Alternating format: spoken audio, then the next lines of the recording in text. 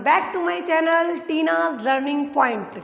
तो मैंने पार्ट 1 में आपका क्या करवाया था, पार्ट 1 में मैंने आपका आइडेंटिफिकेशन करवाया था कि टेंस क्या होते हैं, इनकी क्या पहचान होती है। तो आज मैं आपको करवाऊंगी प्रेजेंट इंडेफिनेट टेंस के बारे में बताऊंगी। प्रेजेंट इंडेफिनेट की पहचान होती है ता है, ते है, ती है।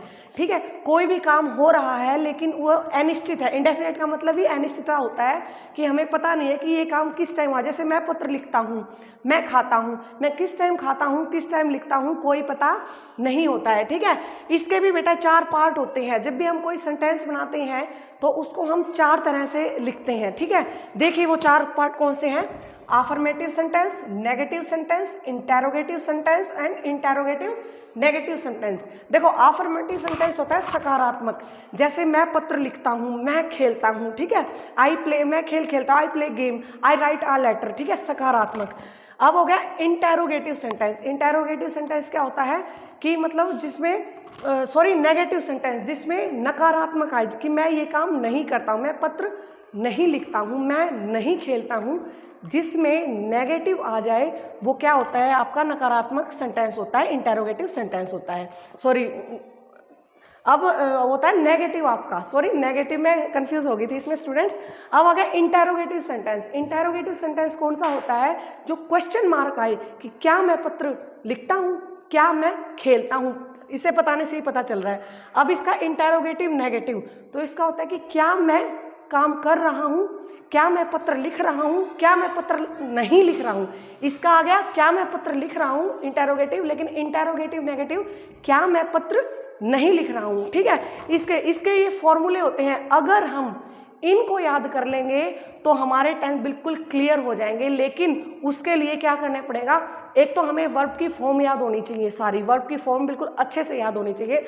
दूसरा, हमें ये फॉर्मूला आना चाहिए। अगर हमें ये फॉर्मूले बिल्कुल आराम से आ जाते हैं तो हमें टेंस आने से कोई भी नहीं रोक सकता। देखिए affirmative सेंटेंस, affirmative में क्या होता है, पहले सब्जेक्ट आता है प्लस वर्ब की फर्स्ट फॉर्म प्लस एस या ई एस प्लस ऑब्जेक्ट। ठीक है, सब्जेक्ट क्या होता है, कर्ता होता है, और ऑब्जेक्ट क्या होता है, जो काम कर्ता जो कार्य कर रहा है वो होता है आपका ऑब्जेक्ट। ठीक है, एस और ई एस का क्या रूल होता है, प्लूरल के साथ। देखो एस या ई एस, सिंगुलर के साथ हमेशा एस या ई एस लगता है।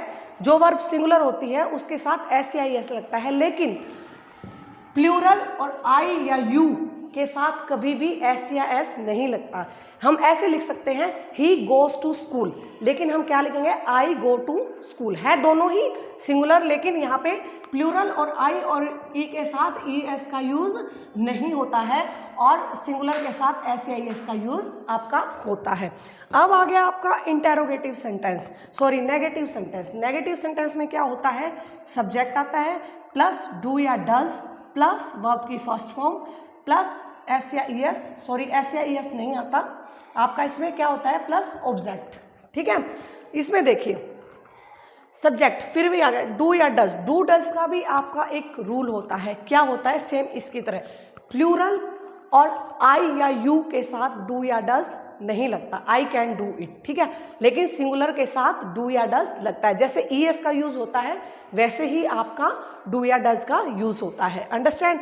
अब जैसे interrogative, question mark. Question mark में क्या होता है, डू या डज आपका पहले आता है, फिर आपका सब्जेक्ट आता है प्लस वर्ब की फर्स्ट फॉर्म आती है प्लस आपका ऑब्जेक्ट आता है।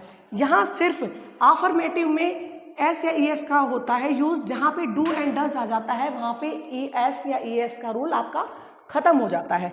ठीक है, अब आ गया इंटेरोगेटिव नेगेटिव। इसका ये रूल है डू डज प्लस सब्जेक्ट के बाद बेटा नोट आता है प्लस वर्ब की फर्स्ट फॉर्म प्लस ऑब्जेक्ट। अगर आपको ये वाली सारणी आपको याद हो जाती है तो आपको इंग्लिश से हिंदी या हिंदी से इंग्लिश बनाने से कोई नहीं रोक सकता। अब एक ही आपका सेंटेंस है, वो देखो इन चारों भागों में मैं कैसे सेट करती हूँ और कितना आसान लगता है।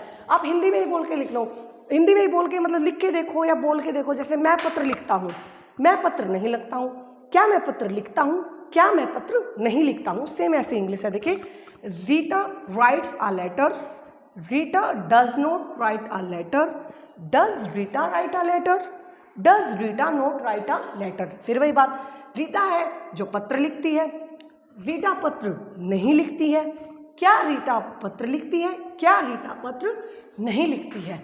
ठीक है, अगर आपको ये वाली सारिणी याद हो जाती है, अब ये देखिए, ये आ गया आपका सब्जेक्ट, ये आगे वर्ब SAIS और ये आ गया आपका ऑब्जेक्ट। अंडरस्टैंड। अब इसमें नेगेटिव में लगा लो, ये आ गया आपका ऑब्जेक्ट, ये आपका आ गया डू डज, ये आ गया आपका नॉट, ये आ गया राइट, ये ऑब्जेक्ट। ठीक है, वर्ब और ऑब्जेक्ट सेम यूं के यूं आपके इससे यूं के यूं इसमें सेट आपके कर रखे हैं। ये हो गए जी आपके टेंस।